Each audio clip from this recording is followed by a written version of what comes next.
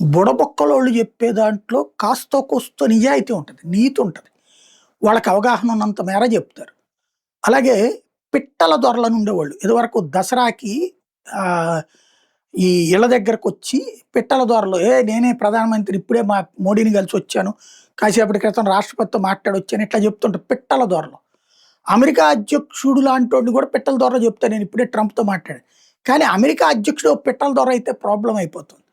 Iran విషయంలో మరొకసారి Hormuz జలసంధిని అది నిన్ననే చెప్పేసింది. మరోసారి స్పష్టంగా.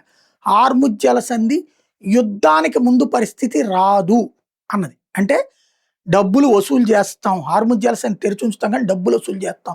మాకు డబ్బులు కట్టకపోతే ఊరుకోం అన్నటువంటిది. నువ్వు అసలు చక్కగా ఉన్నటువంటి హార్ముజ్ జలసంధిని పెంట చేసి ఆళ్ళ చేతికి అప్పజెప్పినోడు నువ్వు. ఇప్పుడు దాని మీద నివేదికలు అడుగుతున్నాడు నువ్వు.